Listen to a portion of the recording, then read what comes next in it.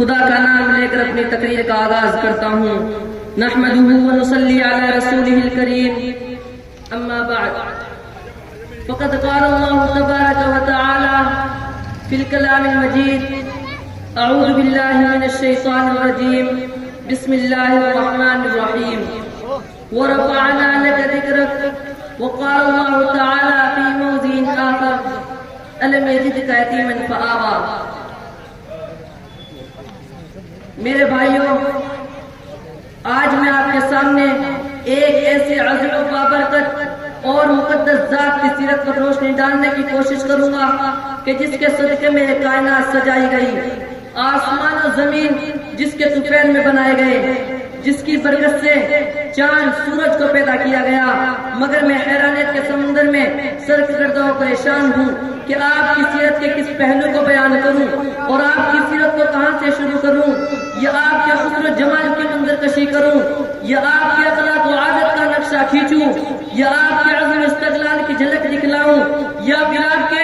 فقر و فاقہ اور مصیبتوں پر صبر و تحمل کی رودار سناؤں۔ مگر میں حیران و پریشان ہوں کہ میں ایک ادنا سا طالب علم آپ کی سیرت کو کس طرح بیان کروں، اس لیے کہ کوئی بھی بڑے سے بڑا شخص دنیا میں ختم الرسل کی سیرت کو بیان کرنے کا حق ادا نہیں کر سکتا۔ سامعین اکرام، ہر آدمی نے اپنے اپنے انداز میں میرے نبی کی سیرت بیان کی،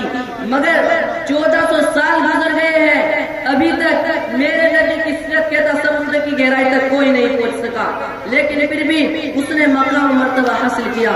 اگر ابوبکر صدیق رضی اللہ تعالیٰ عنہ نے میرے نبی کی سیرت کے سمندر میں غوطہ لگایا تو صدیق اکبر بن گیا، اگر عثمان نے غوطہ لگایا تو ذو النورین بن گیا، اگر عمر فاروق نے غوطہ لگایا تو قاتل سے عادل بن گیا، اور اگر علی مرتضیٰ نے غوطہ لگایا تو حیدر کرار بن گیا، ابن مسعود نے غوطہ لگایا تو محدث عالم بن گیا، حبشہ کے بلال نے غوطہ لگایا تو جنت کا وارث بن گیا۔ میں اس سے بھی آگے چلتا ہوں کہ اگر امام ابو حنیفہ نے میرے نبی کی سیرت کے سمندر میں غوطہ لگایا تو فقاہت کا امام بن گیا، امام مالک نے غوطہ لگایا تو حق گو اور صادق بن گیا، شاہ ولی اللہ نے غوطہ لگایا تو علم پڑھانے والا بن گیا، شاہ اسماعیل شہید نے غوطہ لگایا تو جذبہ حریت والا بن گیا، قاسم نانوتوی نے غوطہ لگایا تو علم و حکمت کا عرفان اور جنگ آزادی کا ہیرو بن گیا۔ بلکہ مجھے کہنے دو کہ مولانا یونس جونپوری نے میرے نبی کی سیرت کے سمندر میں غوطہ لگایا تو امیر المؤمنین کی حدیث شریف بن گیا۔ میرے دوستو، آپ صلی اللہ علیہ وسلم کا حسن و جمال قرآن کریم کے رسول میں بکھرا پڑا ہے۔ ام المؤمنین سیدہ عائشہ رضی اللہ تعالی عنہا سے پوچھا گیا، اماں آپ صلی اللہ علیہ وسلم کی شان بیان کرو، تو اماں نے فرمایا قرآن کریم نہیں پڑھتے ہو؟ لوگوں نے کہا پڑھتے ہیں، تو اماں نے فرمایا کہ قرآن کریم کھولو، قرآن کے رسول میں محمد رسول اللہ کا حسن و جمال بکھرا پڑا ہے۔ قرآن کھولو تو صحیح۔ تو میں اسی قرآن سے پوچھتا ہوں کہ قرآن تو اپنے نبی کا تعارف بیان کر، تو قرآن کہتا ہے الم یجدک یتیما فآوی۔ میرے بھائیوں، قرآن کریم کے ہر لفظ پر میرے نبی کی سیرت موجود ہے، کیونکہ جب میرے نبی کے چہرے کی باری آئی تو قرآن نے والضحیٰ کہا، جب میرے نبی کی زلفوں کی باری آئی تو قرآن نے واللیل کہا، جب میرے نبی کے آنکھوں کی باری آئی تو قرآن نے ما زاغ البصر کہا، جب میرے نبی کے اخلاق کی باری آئی تو قرآن نے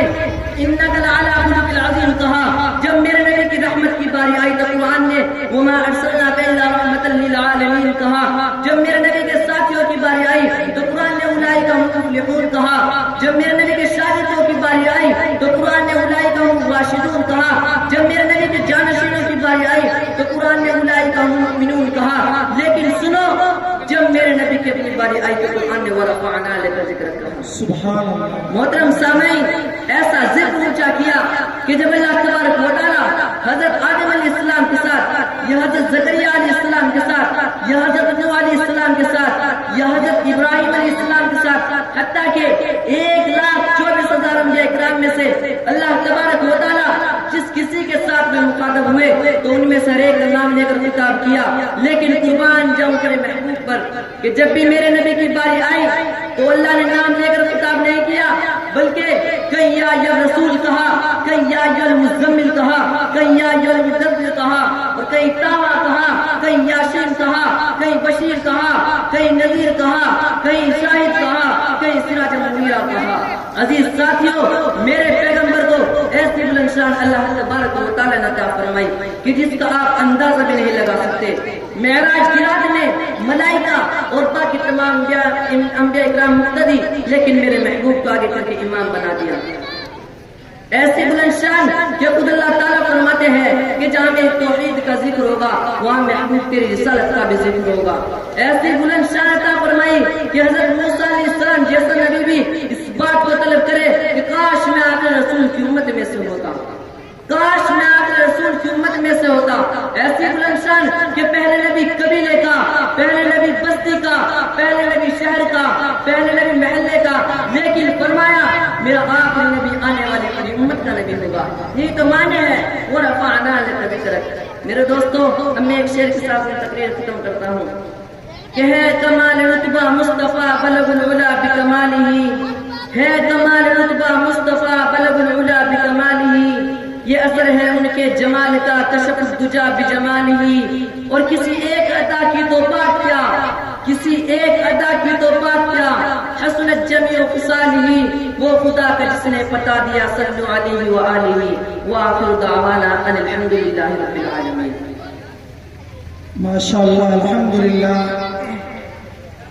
ہمارا یہ پروگرام